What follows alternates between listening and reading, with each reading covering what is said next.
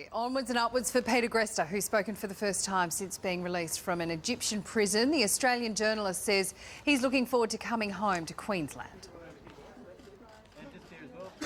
Watching a few sunsets. I haven't seen those at all for a very long time. Watching the stars, feeling the sand under my toes, the little things. This has been like a rebirth, and you realise that it is those little beautiful moments of life that are really precious, and spending time with my family, of course, too. But he says amidst his relief at being free, he's still anxious about his colleagues who remain imprisoned. And we are joined now by Al Jazeera reporter Sue Turton, who's in London. Sue, good morning. Thanks for your time.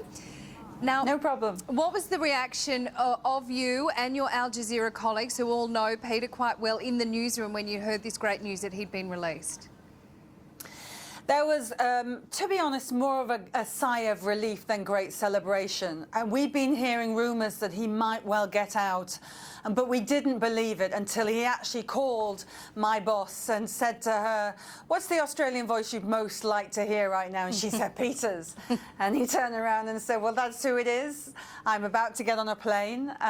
Very straight, not emotional, almost like he was just calling in after a long assignment somewhere. Well, hey, 400 days is one hell of an assignment. It sure is. In an Egyptian prison, I can't even imagine. Sue, you were charged with similar offences while reporting in Egypt. Tell us your story.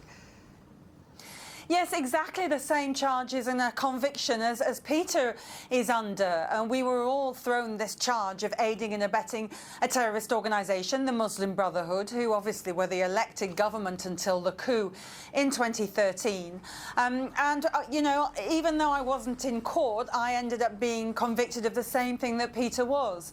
I look back at it now, and we still can't believe we were convicted, and we still can't believe we were found guilty with the sort of evidence they put up in court. But we were, and that's why it took so many months, really, to get to this stage where at last the Egyptian authorities have kind of blinked. They've kind of recognised the craziness of keeping our journalists in prison with those charges. Now we've got Peter out. Now the struggle to get Mohamed Fahmy out, and the rumours are that it will happen soon because he has a Canadian passport, even though he's half Egyptian. So hopefully he'll be on the way to Toronto fairly soon. But the fight remains with Baha Mohamed, our producer, who is Egyptian, who's nowhere to go. Yeah, exactly. Look, we wish you all the best for those two colleagues still in there. Sue, thanks for your time today. No problem. Sam,